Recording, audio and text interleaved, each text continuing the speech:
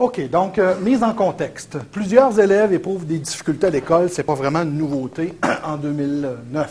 Parmi ceux-ci, certains manifestent des troubles d'apprentissage alors que d'autres ont des problèmes au niveau comportemental. Toutefois, plusieurs recherches ont montré que la grande majorité des élèves qui ont un trouble du comportement éprouvent généralement aussi des difficultés d'apprentissage. Et au niveau de la littérature, nous ne sommes pas capables actuellement de savoir qu'est-ce qui cause quoi.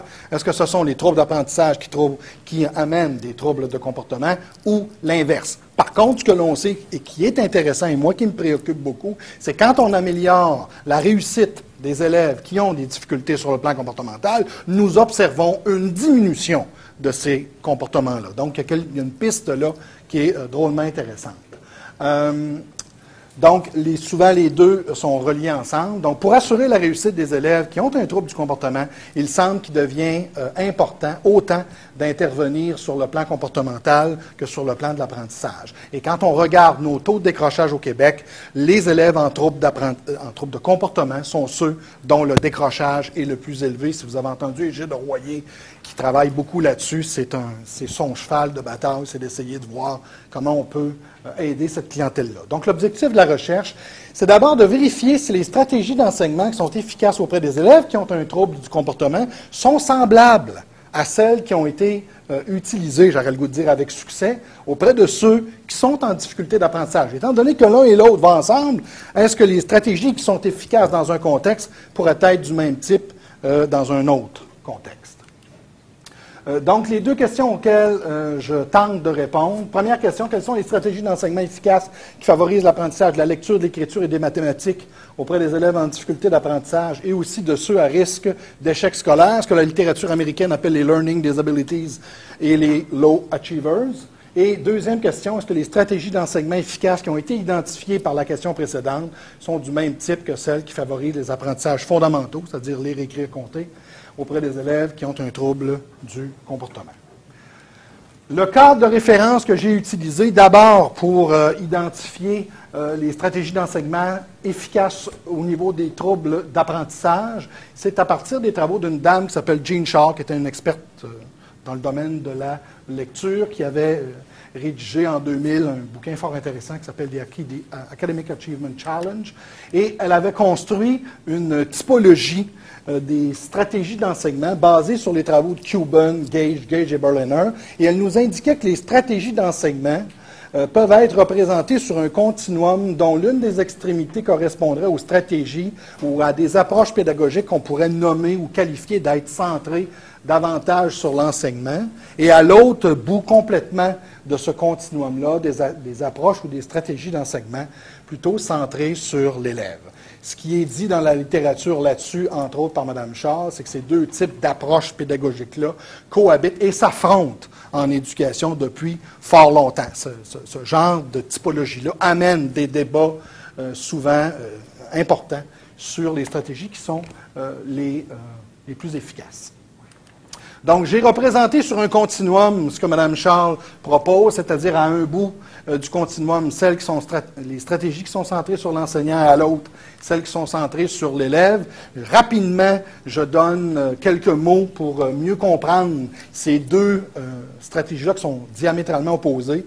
Les stratégies centrées sur l'enseignant sont généralement, selon Mme Shaw, associées à des pédagogies qu'on va qualifier davantage d'être traditionnelles, directives, structurées et explicites, tandis que celles qui sont centrées sur l'élève correspondent davantage aux pédagogies nommées comme étant plus nouvelles, modernes, ouvertes et progressistes. Il y a des collègues dans la salle qui ont assisté à ma présentation et celle du collègue Gauthier hier, donc il va y avoir quelques éléments de répétition, mais semblerait-il que la répétition favorise la rétention au niveau de l'apprentissage, donc ça pourrait peut-être être un bénéfice.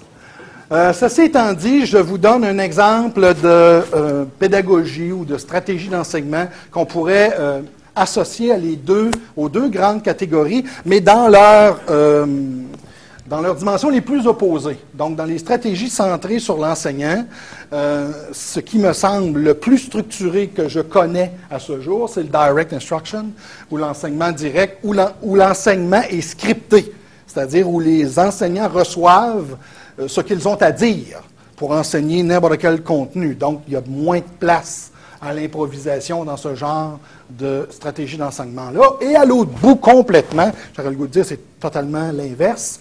C'est des approches qui sont plus centrées sur le discovery learning, où l'enseignant, oui, a un rôle, mais qui est beaucoup plus effacé comparativement à l'autre type de stratégie d'enseignement. Donc, c'est comme les deux bouts d'un continuum. Et c'est une façon de se représenter les pédagogies. C'est évident qu'il y a des stratégies qu'on pourrait peut-être placer plus au centre, peut-être d'autres plus d'un côté, plus de l'autre. C'est une façon simpliste de parler de la pédagogie.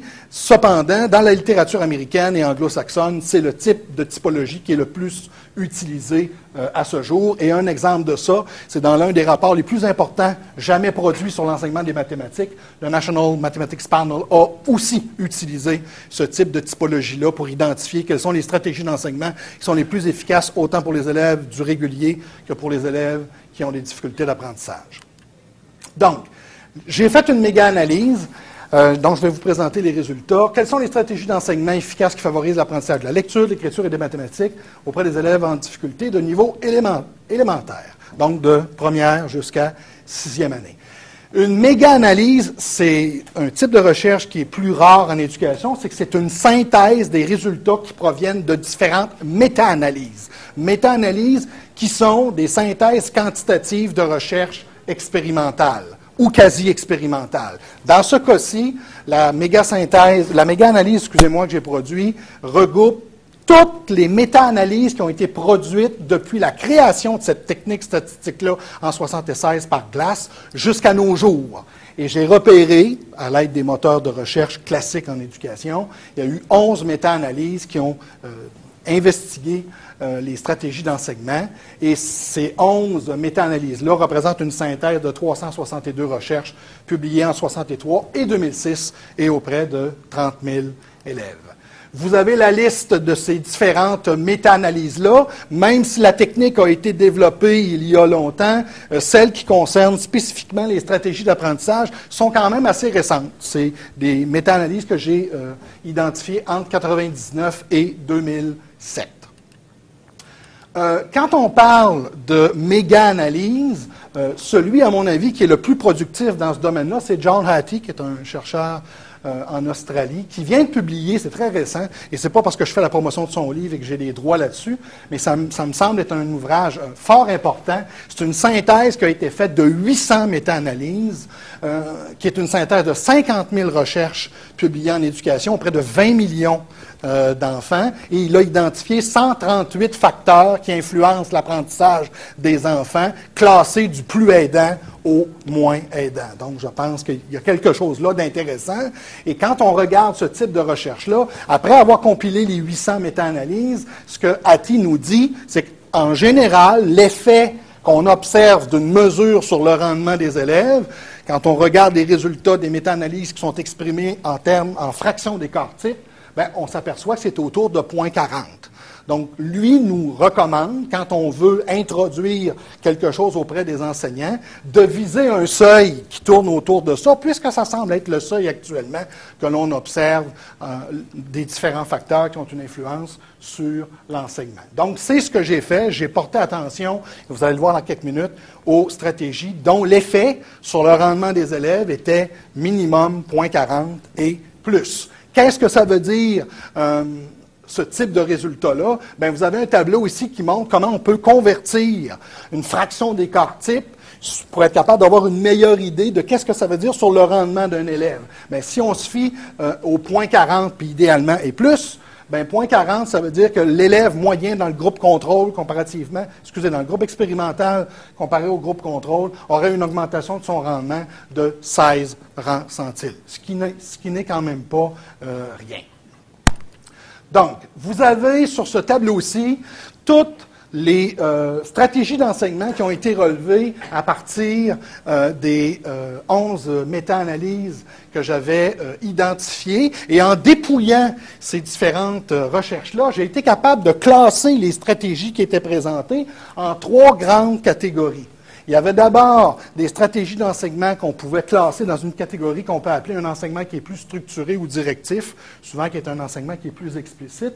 L'enseignement réciproque aussi, qui est proche de l'apprentissage coopératif, mais qui, à mon avis, est beaucoup plus structuré, où un élève reçoit des questions directes à poser à son collègue, et ensuite de ça, on interchange les rôles. Et ensuite de ça aussi des pédagogies qui se qualifient eux-mêmes d'être plus constructivistes, par exemple en lecture, le whole language, et vous avez des résultats pour l'écriture. Donc, si on porte attention, selon la recommandation d'ATI, aux tailles d'ampleur ou aux effets qui sont supérieurs à 0,40, bien, on peut remarquer d'abord que toutes celles qui touchent l'enseignement structuré et directif ont des résultats supérieur à 0,40. Il en va de même pour les résultats en écriture et aussi sur l'enseignement. Oups, bon, désolé, où je suis rendu là? Ça, non, OK, je recule. OK, non, ça c'est mathématique. OK, lecture. Donc, si on porte attention aux résultats, on s'aperçoit que l'enseignement plus structuré et l'enseignement réciproque donnent de bons résultats, autant sur le plan de la lecture que sur le plan de l'écriture. Et dans ce cas-ci, la méthode pour l'enseignement de la lecture de type Whole Language ou Language and Experience produit non seulement des effets inférieurs au seuil visé, mais produit un rendement négatif, une taille de 0,65. Ça veut dire que les élèves du groupe expérimental performent nettement moins que ceux du groupe contrôle. Donc, si on regarde ensuite pour l'enseignement des mathématiques, vous retrouvez à nouveau le même type de regroupement de stratégies. L'enseignement structuré et directif produit encore des résultats supérieurs au seuil visé. L'enseignement réciproque, la même chose. Et celles qui se qualifient d'être des pédagogies plus constructivistes produisent des résultats positifs, mais inférieurs au seuil recommandé par John Hattie. Donc, si on résume ces résultats-là, bien, l'enseignement qui est plus explicite ou plus dirigé et l'enseignement réciproque, qui en passant s'incorpore très bien à l'intérieur d'une démarche d'enseignement explicite, favorise les apprentissages fondamentaux, c'est-à-dire lire, écrire, compter, auprès des élèves qui sont soit en difficulté d'apprentissage, donc les learning disabilities, ou ceux qui sont à risque d'échec scolaire, ceux qu'on qualifie d'être des low achievers. Et si on regarde la typologie des stratégies d'enseignement présentées par Charles, on pourrait avoir tendance à classer ces stratégies d'enseignement-là davantage sur le côté centré sur l'enseignant. Maintenant, les stratégies d'enseignement qui sont efficaces identifiées auprès de ceux qui ont des difficultés d'apprentissage, est-ce qu'elles sont du même type que celles qui favorisent les apprentissages fondamentaux auprès des élèves ayant un trouble du comportement? Ce que j'ai fait à ce stade-ci, c'est une méga-synthèse. C'est-à-dire, il n'y a pas suffisamment de méta-analyses publiées à ce jour sur ce thème-là pour être capable de compiler le tout. Par contre, il y a quand même plusieurs synthèses qui ont été faites et j'ai été capable de repérer dans la littérature 26 documents qui portent sur des stratégies d'enseignement auprès des élèves qui sont en trouble du comportement. Ces 26 synthèses-là ont été publiées entre 1985 et 2009. Quelques méta-analyses, malheureusement pas suffisamment à mon goût. Des synthèses qui sont très méthodiques, c'est-à-dire qui emploient une procédure tout aussi rigoureuse que la méta-analyse, mais qui ne compilent pas quantitativement des effets moyens. Et des synthèses plus classiques au niveau de la littérature, qui sont des synthèses de type narrative. J'en ai une vingtaine de repérés, je les passe rapidement. Et ce que j'ai été capable d'identifier à partir de ces résultats-là, qui sont des résultats préliminaires, et je le répète à nouveau, c'est à nouveau, il semble y avoir deux stratégies d'enseignement qui produisent des résultats drôlement intéressants auprès des élèves qui ont des troubles du comportement. C'est à nouveau l'enseignement explicite et c'est à nouveau l'enseignement réciproque qui semble favoriser l'apprentissage de la lecture, de l'écriture et des mathématiques auprès des élèves qui ont un trouble du comportement. Pour vous donner un exemple de ça, dans une synthèse qui est très récente, qui a été publiée en 2008 dans une revue consacrée aux élèves qui ont des troubles du comportement, cette synthèse-là nous disait que l'enseignement de la lecture auprès des élèves qui ont un trouble du comportement indique, et c'était la conclusion du chercheur, les résultats apparaissent tout à fait consistants avec les conclusions qui avaient été produites par le National Reading Panel, qui était un comité d'experts qui avait produit une série de méta-analyses sur l'enseignement de la lecture aux États-Unis pour les élèves du primaire. Donc, ça semble tout à fait concordant. Je vois que je dois avancer. Dans le même article, l'auteur cite un groupe de chercheurs, Mme Landrum, qui mentionne que les recherches qui portent sur les méthodes d'enseignement en général incluent des élèves qui manifestent des difficultés scolaires et comportementales qui peuvent, jusqu'à un certain point, être semblables aux élèves qui ont des difficultés sur le plan comportemental. Et ce qu'elle suggère, cette dame-là, c'est que plutôt que d'essayer de rechercher l'intervention soi-disant unique aux élèves qui ont des troubles du comportement pour essayer de leur venir en aide, elle suggère davantage de porter attention puis d'implanter des méthodes d'enseignement qui sont fondées sur des données probantes. Et elle cite elle-même l'enseignement explicite et l'enseignement réciproque auprès des élèves du trouble de comportement. Et si cela était fait, selon cette dame-là, on aurait des interventions qui seraient vraiment spéciales pour les élèves qui sont en difficulté de comportement. Donc, en conclusion, une analyse qui est préliminaire des résultats provenant de 26 synthèses de recherche montrent que les stratégies d'enseignement qui sont efficaces auprès des élèves qui ont un trouble du comportement, en tout cas, semblent être du même type que celles qui sont utilisées avec succès auprès de ceux qui ont des difficultés d'apprentissage. Ces stratégies d'enseignement qui sont efficaces correspondent davantage, selon la typologie proposée par Charles, à des stratégies qui sont centrées sur l'enseignant, en particulier l'enseignement qui est plus explicite.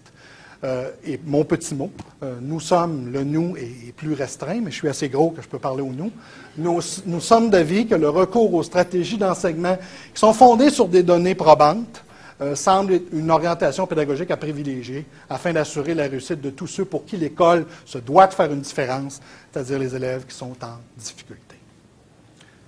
Merci. Merci pour la présentation dynamique et